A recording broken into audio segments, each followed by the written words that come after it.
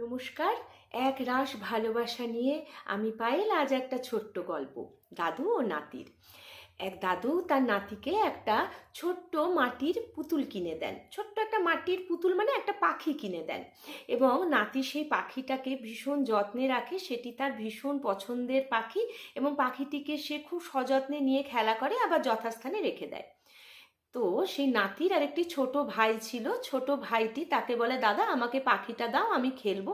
তো সে কিছুতেই দিত না। একদিন সেই ছোট ভাই প্রচণ্ড কাঁদছে, ভীষণ কাঁদছে, বলছে না দিতেই হবে। মা তখন তাকে বলে, রাজু, ওই দাদুর সেই বড় নাতির নাম রাজু, রাজু তোমার পাখিটা তুমি ভাইকে দাও, ও কাঁদছে, ও একটু খেলা করে দিয়ে দেবে, তুমি তো এখন স্কুল যাচ্ছ। তো রাজু পাখিটি তার ভাইকে দিয়ে বলে, তুমি কিন্তু এটা ভাঙবে না, এটা আমাকে দাদু দিয়েছে অনেক আদর করে, তুমি এটা নিয়ে খেলবে এবং খেলা হয়ে গেলে শোকেসে তুলে রেখে দেবে। দিয়ে রাজু যথা সময় স্কুলে চলে যায়। এবার ভাই ওইটিকে নিয়ে খেলতে খেলতে পাখিটির বাঁ পায়ের নখের কাছটা একটুখানি ভেঙে যায়। ভাই তো ভয় পেয়ে যায়, এবার তো দাদা এসে বেজায় আমায় মারবে। রাজু ঘরে ফেরে স্কুল থেকে, বলে, কই ভাই আমার খেলনা তুমি ভাঙনি তো?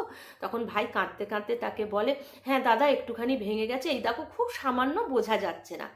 রাজু তো তেলে বেগুনে জ্বলে যায়, যে এ কি কাণ্ড, আমি তোমাকে খেলার সময় পুতুলটা দিলাম, খেলনাটা দিলাম, আর তুমি সেটা ভেঙে দিলে, তুমি সেটা যত্ন করে রাখলে না।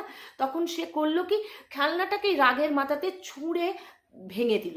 মাটির জিনিস ছুঁড়তেই একদম চূর্ণ বিচূর্ণ হয়ে ভেঙে গেল। ভেঙেছিল ছোট্ট একটুখানি জায়গা, আর রাজুর রাগের মাথায় সেটাকে ছুঁড়ে দিতেই পুরোটাই চূর্ণ বিচূর্ণ হয়ে গেল। গল্পটা এইটুকুই। গল্পটা এখানে শেষ নয়, গল্পটা আমার আপনার সকলের জীবনের গল্প, আমাদের রাগের গল্প।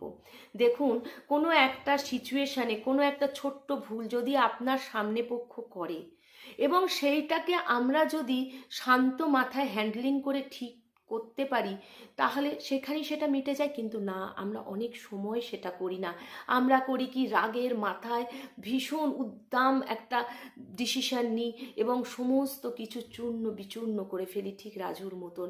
তাই কখনো যদি কারোর দ্বারা কোনো ভুল হয়েও যায়, সেটাকে সেই সময় একটু ভাবনা চিন্তা করে, একটু নিজেকে কন্ট্রোল করে, সেলফ কন্ট্রোলের মাধ্যমে রেখে সেটাকে সলিউশন করতে হবে। রাগের মাথায় সেটাকে আরও তছনছ করা চলবে না। আমরা সকলেই এটা করে ফেলি, আমি কেন, আমি আপনি সকলেই করে ফেলি।